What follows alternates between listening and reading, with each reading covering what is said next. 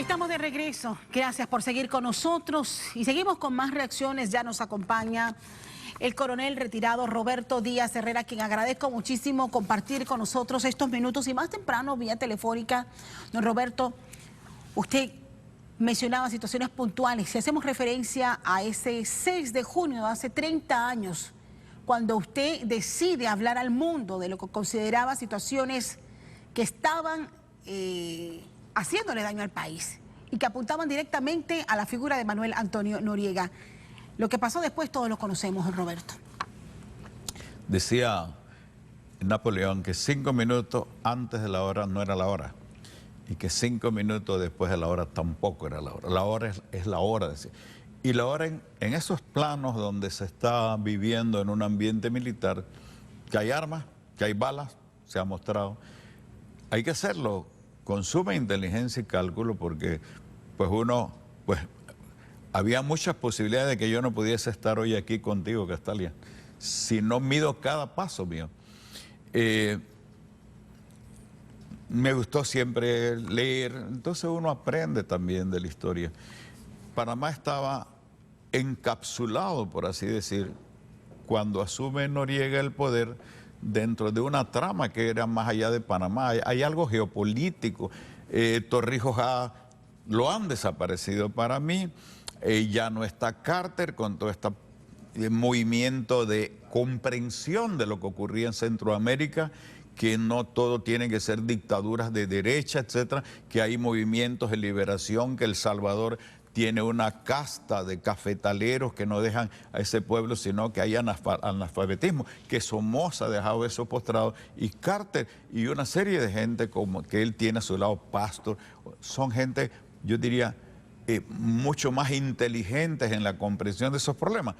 Pero cuando Carter no se reelige, que en parte fue por la factura del canal, del tratado, claro, por otras cosas también de los rehenes de Irán y por la economía, y surge Reagan y Bush, la geopolítica la manda George Bush. En ese momento, él, que era un hombre brillante, Bush padre de inteligencia, quiere liquidar lo que Carter para él hizo surgir o aceptó. El movimiento del FMNL en El Salvador, hay que entender los sandinistas en Nicaragua, y ahí está el canal de Panamá. Claro. Les interesa mucho. Y en ese momento deciden que van a sacar a tiros a los sandinistas, por ejemplo. Es entonces cuando se fijan en algo. Panamá es un trasiego enorme de droga de los carteles de Colombia y está Manuel Antonio Noriega, ya salió Paredes, y Noriega ellos ya sabían, le tenían un indictment, le tienen cargos en Miami, los fiscales lo están acusando, entonces cambian las cosas, dicen, llamémoslo y que coopere con nosotros pasando drogas, pero vamos a ir mitad y mitad. Usted como jefe del Estado Mayor, don Roberto, y para quienes no conocemos detalles de esa historia, o sea, ¿en qué momento se empieza a desligar lo que usted bien nos ha planteado en estos primeros minutos?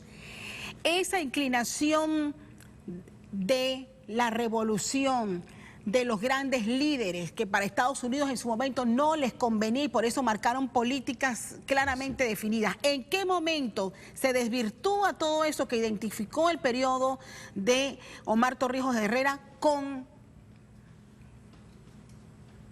podemos utilizar una especie de complicidad de las Fuerzas Armadas panameñas con el narcotráfico y que dan al traste con toda la fuerza de defensa finalmente? O sea, ¿en qué momento empieza eso? ¿Y cómo se lo permitieron a Noriega, gente que estaba a su alrededor?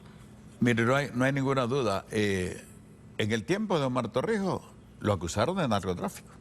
Y yo recuerdo una de las cosas, 2 de los senadores más duros, de los que no querían tratado, decían incluso que Moisés Torrijos, el hermano, estaba metido. Y Omar Torrijos le llevó a Goldwater y otro a su casa, eran 2, y le dijo, compruébeme, lo que mi hermano está en eso, yo lo meto preso. A Torrijos, como dijo después Carter, le pasamos revista por todo y estaba limpio de eso. ¿Qué ocurre después? Primero que todo, que colindamos con Colombia y hay cocaína. Entonces, por aquí quiere pasar eso.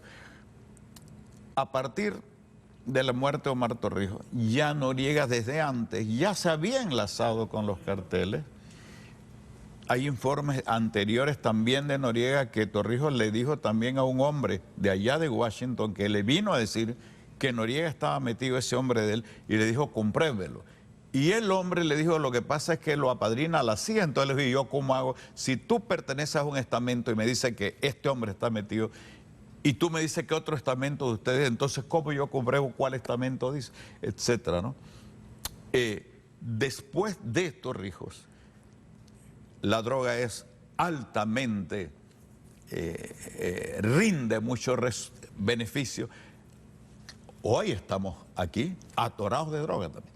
Pero en aquel momento en que cambia y Bush toma el control, deciden que Noriega sea una especie de gerente general de operaciones para el área. También meten a los generales de Honduras y Salvador, Honduras para que entrene a la contra esa que debe. Entonces todo esto se envicia. Ahora, hay un lapso.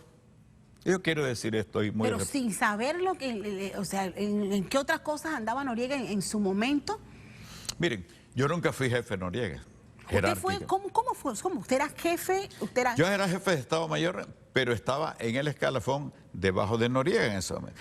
Cuando muere Torrijos queda Flores, Paredes, la gente es muy joven, Flores, Paredes, Contreras, Noriega, Díaz Herrera. Así que Flores, Paredes, Contreras, Noriega. Yo soy una quinta persona, ¿verdad? Yo no puedo mandar. No mando. Pero sí se estaba percatando claro. en ese momento de situaciones, por ejemplo, cuando se denunciaba el uso de depósitos e instalaciones de la propia Fuerza de Defensa para guardar químicos que servirían para producir drogas. ¿Sabes que eso tan extraordinariamente dramático lo vine a saber antes por un libro que estoy... Yo no lo supe. Revelaciones que se dan en el juicio posterior a Noriega. Ahí en ese juicio. Pero sí ocurre lo siguiente. Yo soy el segundo y se descubre un gran campamento de hacer cocaína ahí en el Darién, que tiene 6 generadores eléctricos, que tiene 2 helipuertos y hay un helicóptero en ese momento. Y un capitán Álvarez en Darién, que está haciendo una patrulla, descubre eso. Y Noriega está en Israel. ¿Se lo notifican a usted? Me lo notifican a mí, yo estoy encargado. Yo no mando porque Córdoba, etcétera, no me hacen caso a mí. ¿Qué hizo usted en ese momento cuando se habla de ese gran campamento? Le dije a la gente que estaba en Relaciones Públicas que fueran a filmar eso de una vez, que lo filmen. Pero en ese momento me llama Noriega, que está en Tel Aviv, está con 2 o 3 coroneles y está con Julián Melo, y me dicen que, hey, ¿qué es lo que está pasando? Yo, lo que está pasando es que hemos encontrado un enorme... Claro, yo sé que él está en eso, pero yo no soy el jefe y estamos hablando otra vez de balas, de todo lo que hay ahí. Y entonces él me dice, te voy a mandar pues a Julián Melo a Panamá. Lo mandó en la noche, etcétera, que le mandara mina con un avión, todo eso. Y cuando al día siguiente, al mediodía, yo estoy ahí, yo mandé a que la gente esa, que son como 18, los metan en la modelo y nunca estuvieron en la modelo, los llevaron a la Fuerza Aérea dándole sandwichitos. Y cuando careo a un hombre que dijo llamarse Guillermo, con Melo, el hombre lo quiere es matar a Melo ahí, delante de los que yo tengo del Estado Mayor. Y yo todo lo que quiero es que eso se conste, que yo no estoy en eso y que quiero ver. Y el hombre le reclama a Melo que por qué están en eso, porque hay un pacto, y ese pacto fue de millones. En ese momento... El narcotraficante encaró al... Lo encara a uno del miembro del Estado Mayor, que era el secretario de Noriega, y que él me lo manda. Ese episodio, don Roberto, ¿se da cuándo? ¿En qué momento antes de que usted decidiera declararle al mundo las cosas que se venía percatando? Lo del campamento, que fue una pieza ahí en el juicio de Miami. Es que en el juicio de Miami, cada vez que los abogados de Noriega intentaban demostrar que él era cómplice con la CIA, llegaban los fiscales y decían, es una cuestión de seguridad, y él no podía. Eso, el tema del campamento se está dando en el 85, yo siento que en el 85. Todo esto estaba ocurriendo, pero lo sabían los Estados Unidos, que tenía el Comando Sur, cuyos aviones volaban por ahí, que tenían que ver eso porque eso estaba muy cerca, estaba en Panamá, pero muy cerca de la frontera. Todo eso lo sabía Estados Unidos también. Don Roberto, se me acaban los minutos, pero quiero retomar y finalizar con esa reflexión. Usted en algún momento, y lo manifestó más temprano vía telefónica, señaló que de alguna manera, pues Noriega, quien hoy ya no está, cargó en gran parte con un peso que no debió haber cargado solo.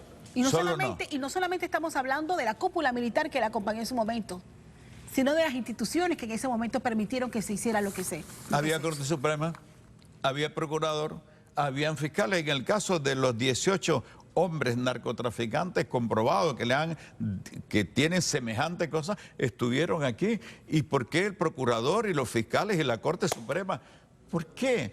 ¿Por qué pasan agachados en la historia un montón de gente como santurrones cuando estaban también tutelando o siendo cómplices de semejantes cosas que estaban pasando y que luego terminaron, todas esas armas que metieron han quedado regadas por los paras y toda esta gente, un montón de facturas que lamentablemente tú no puedes entrevistar a George Bush padre, ¿no? Si no tendríamos mucho más que decir. Este hombre, como todos los hombres, le llega a su finalidad, su fin físico, que también debiera servirnos, Castalia, como una reflexión de lo de hoy. Están jugando con el país, se están robando los patrimonios del Estado, no esperamos que pase nada. Hay una corte manchada, hay una asamblea manchada, y hay un pueblo que dice aquí no va a pasar nada. Da tristeza, da dolor que tengamos que decir los panameños que aquí nos roban todo y que no nos pase nada. Es decir, ¿cómo es posible eso habiendo cortes otra vez? También tienen que terminar como terminaremos todo en un final de los días y dejaremos un legado, algo para el país o para los parientes, o dejaremos vergüenza también. Yo creo que eso también hay que marcarlo. Quiero agradecerle y me quedo con ese mensaje, don Roberto. Gracias por compartir con nosotros estos minutos adicionales y llegar finalmente acá a nuestro estudio para poder compartir esa reflexión.